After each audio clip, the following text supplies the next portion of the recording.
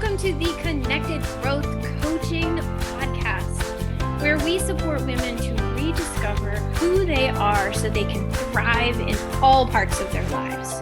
Your hosts, Jen Heilman and Amanda Kingsley, share with you unique life coaching resources centered around the power of the mind and the ancient practice of feng shui. All right. Okay. Another podcast week. Awesome. Woo-hoo. Nice.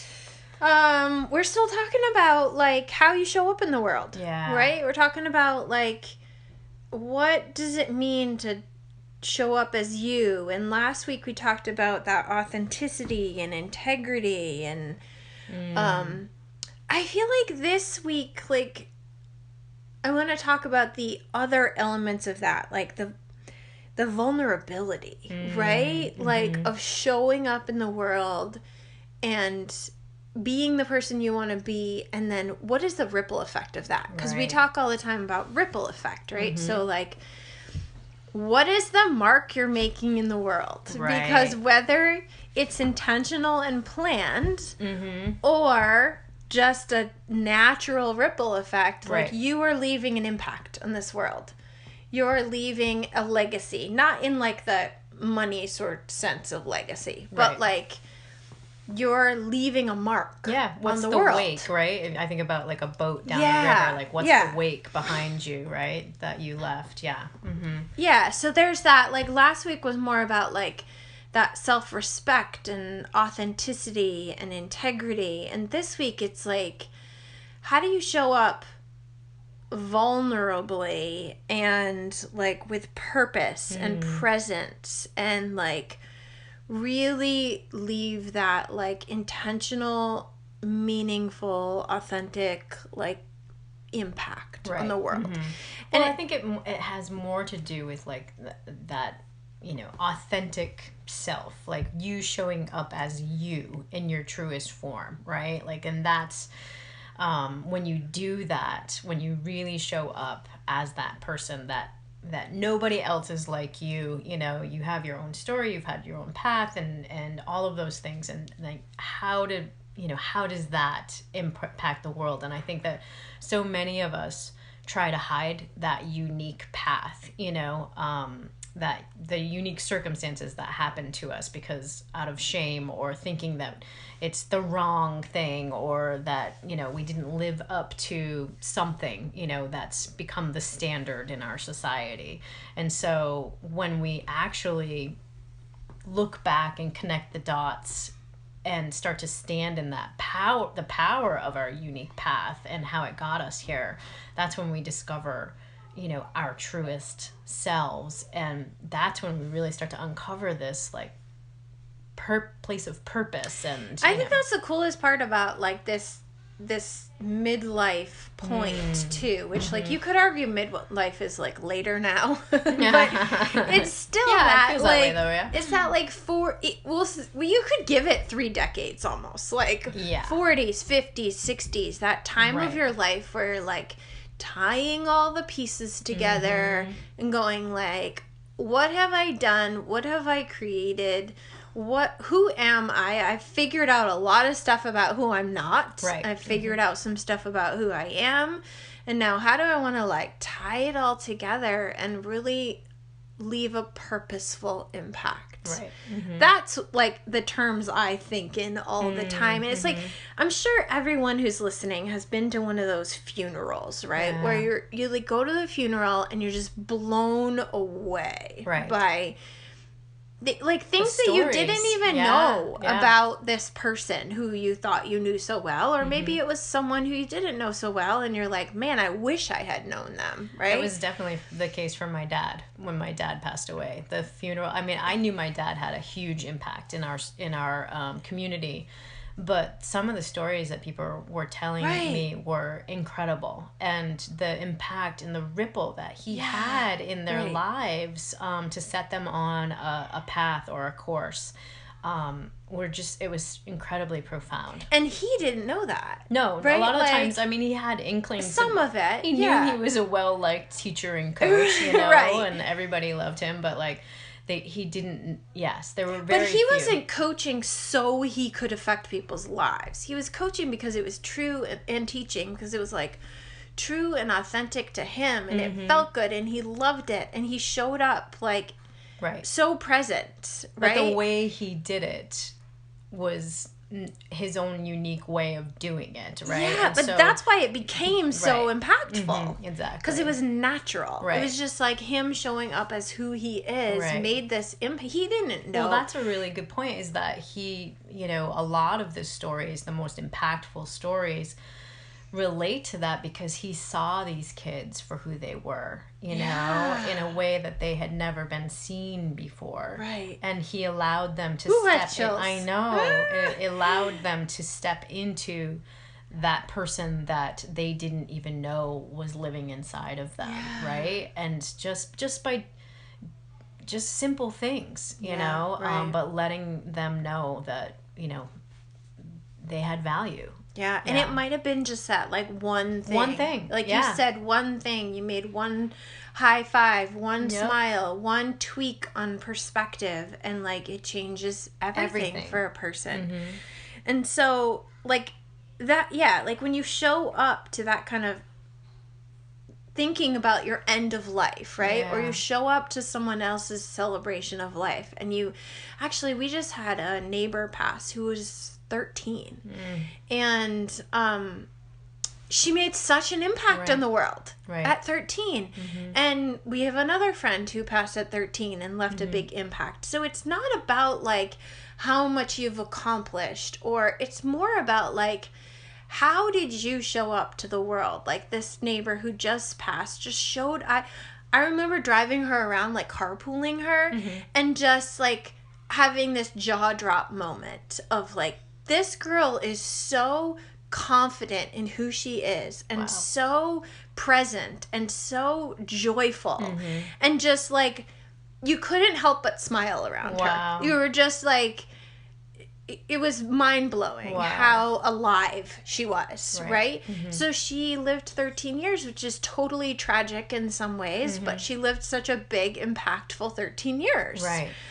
And so, yeah, it's not about like, what company can I create, or foundation or organization. Sometimes it's related to that stuff. Yeah. Like it turns into sometimes something it's like that. related Yeah. to profession or career or like project, but it's more like, how do you want to show up to the Right. world, to people in all of your interactions? Right. You don't get to like put on your nonprofit hat and be a Right. good person and then Right. go home and like scream at your family because you're so frustrated with the work of your nonprofit. Like, the nonprofit's great, but it's not really about that. It's Right. more about like, how do you want to show up in all of who you are? Right. Right. Right.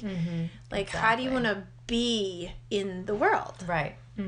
Because that leaves such a massive ripple. Leaves a huge ripple. And so that, I guess that's the thing, is that you don't ever know, like my dad. No. You don't ever don't know. You hear it from maybe a couple of people, but you never know that you're actually making an impact on other people's lives, unless they tell you. So it is an inside job, right? It You just is. have to know that you're living your best life, And I mean, think about that 13-year-old, right? Like she I can't say definitely, Yeah. but I'm pretty sure she was not sitting around going, how can I make an Yeah. impact in the world? Like she just was. Right. And that comes back to like that authenticity and just and coming back to you, presence, right? Yeah, right? You Like- in that. It's an inside job. yeah, and what yeah. brings me joy? Right. I'm gonna be in that. What And brings just me joy? shining I'm gonna your be in light. that. Yeah. And that's that fame area of the feng shui, right? Yes. It's really just stepping into your light, shining your light in a really big way every single day, and doing all the things. We talked about doing the daily practices and doing all the things that make you feel good so that you can show up in that way every single day for you and for everyone else around you, right? Yeah. And what a huge impact that makes on the world, right? We all think that we're gonna, become, famous and, step into Oprah roles, and that's the only way that we're ever going to, make an impact on the world. And the fact of the matter is, it's not true. Yeah, it's not the way of the world. And so if you make the commitment to be your best self and live your best life, that is how you're going to make that impact. Do you ever listen to Seth Godin? That sounds like familiar. His podcast Akimbo is one of my favorites, but he has so much work out there in the world. And he always talks about like serving the outliers. Like like if you think about serving I don't know, like you think about a population of people that you want to make an impact on. Like you can go right to the center, right? Like how do I show up in the biggest way to the most people as fast as possible? Or you can come at it from the outliers, like from the outside. And like, how do you start small and affect one person and then 2 people and then 3 people? And so it's not like, I'm going to put a billboard in New York City. Right. It's like, I'm going to host a workshop in Shelburne Falls. And then I'm going to... Or I'm going to have coffee with someone who, is curious. Perfect example. Yeah. So he talks a lot about that, like... A lot of times for entrepreneurs in particular, you think like, how can I make the biggest impact the fastest? Well, that's not the most impactful. Like what's the most impactful? And it doesn't always work, right? Yeah, and it doesn't always work. And then it's frustrating. Yeah. But the point is like, it's oftentimes the biggest impact comes when you weren't even planning it. Right. It's just like you were doing what you do best and it built and then it built and then it built and then it built. And so... may just be like you're that person who always gave someone a hug and a handshake when you saw them. Or just like you walk through the grocery store and like connected with 2 strangers with your smile or whatever it is. It's just like follow your path of satisfaction and it's gonna leave a really powerful ripple effect. I think that's when you were talking about feng shui, I was like, when Jen talks about feng shui, like in these conversations, I always have these aha moments. I was like, there's a big old freezer right in my fame area. I was like, that cannot be good. I gotta put some kind of flame on top of that or something. Right, exactly. Or a plant or like, something. Literally, that is where and I don't think of it because my fame area is like kind of outside my kitchen. It's this weird porch that we've never finished, and like I'm doing which could better. Be such a great space. Every time I walk out there, I'm like, gosh, why don't you guys it could use be this amazing. Space? Yeah. So anyway. But yeah, that freezer cannot be good. Yeah. Yeah, just freezing like your fame. Yeah. Frozen. Right. Yeah, I don't know. Constant so reminder. That's gonna get a big old flame when we're done with this podcast. I love it. Something. You're gonna bring some heat in there. Yeah, exactly. But what was stirring around in my head when you were talking was the fact that we were, in making that smaller impact first, right? We're really called to bring it back to the local like our path, right? Yeah. We're like, we're going to go online and reach all the people. And then we're like, what are we doing? Yeah, it like, didn't come back feel home. right. Yeah, so we started to come back home and, just bring it with the workshops, but just... We also realized just in our that presence. Many of our existing clients that we found literally through the online, world ended up being from Western Massachusetts. We resonated with the local, people. And so, it's... And it just felt more authentic. It did, When we made that shift, we're it's both like... community oriented. We both just kind of chilled out a little. It feels so much different now. Oh, wait, let's just do what feels good. Right, exactly. Yeah. And we can wear our flip-flops and we don't have to worry. We can wear 2 different flip-flops. Right, exactly. I wore 2 different shoes to our last workshop. We don't have to show up in high heels and feel... like we're not ourselves. Yeah, exactly. Yeah. We're just, anyways. Yeah. So the idea is to just really, like, give it some thought, right? Like, how do you show up? Is that how you want to show up? Or how do you want to show up? And then how do you want to show up, and what do you need to believe about yourself and the world, right? Like, not only about yourself, but what do you need to believe about the world in order to show up that way, in order to make that impact? Like, even if you take the handshake and smile piece, right? Like, if you believe that the world is like a germ-infested, like, and full of untrustworthy people, Right. and that you're not safe, but you want to show up and be friendly, like, it's going to be really, like, those are conflicting beliefs, right? Like, you can't be the one who shows up believing everyone has something to give to the world and then scowl and judge them all. Right. Right? Right. Like, Right. Yeah. you have to make sure the impact you want to leave matches the beliefs you have. And it's okay if you realize that it doesn't right now. Right. You just slowly work your way there. Like, Yeah. Just having. what do I need to stop believing, and what do Right. I need to start believing? The transformation really starts with you understanding that and connecting the dots, that you have this vision about how you'd like to show up in the world, but you're not showing up that way, you know, and just connecting those dots. That's a huge transformation in itself, is making that connection and then moving towards shifting things in your behaviors and your beliefs so that you can get to that next level. Yeah. I think Jen and I are both in this constant evolution of our intuition, and we know we can help people, right? Like, my purpose is to hold space for growth, and I know I can do that.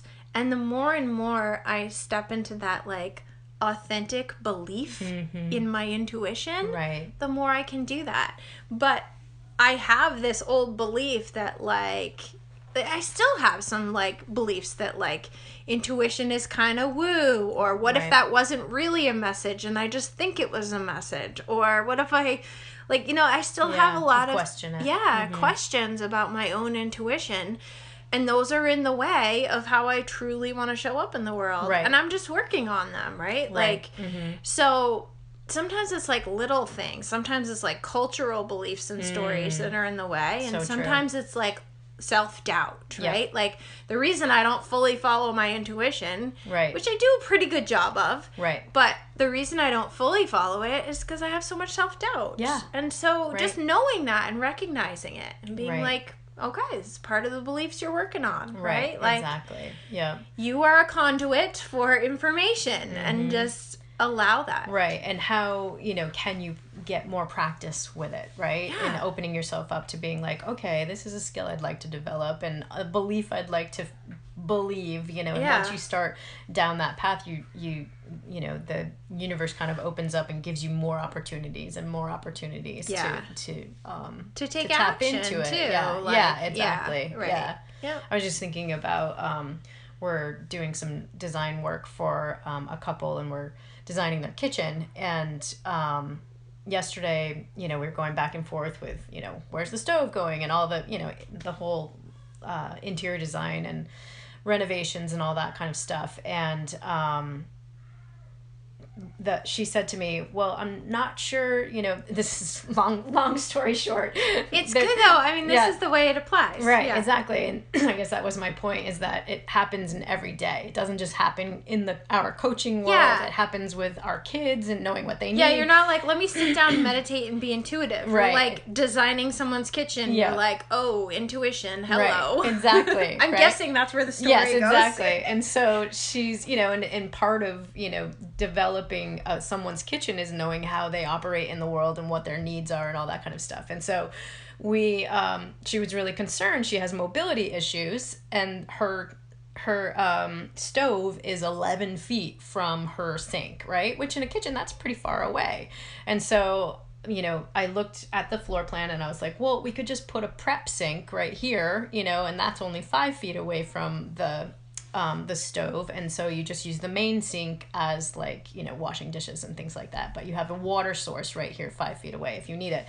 And she, you know, immediately texted back, that's what we just said, you know, we could do that. And she started talking about, is this what you mean by being intuitive, and, you know, all that kind of stuff. That. So and you jumping to that and saying it to her right away just validated her own thoughts, right? And so it all became this, like, oh, this is meant to be moment. Right. Yeah, right? So she was sold. She was like, and so oh, now every time she uses it, she's going to feel super confident about it. Right. Because if she had said, like, I think I want a prep sink, and you were like, okay, maybe, you know, like, it all would have been a different experience for her future. Right. But now, like, it's validated for you, it's validated Right. for her, it's going Right. to be like her favorite part of her kitchen. Yep. Right? Exactly. Well, and the whole... Which has a huge ripple effect. Right, exactly. We've rearranged the kitchen. Literally, this is probably our 4th rendition. And part of that, which raises another, topic, is that part of the reason we've gone through the 4 renditions is that she confessed just yesterday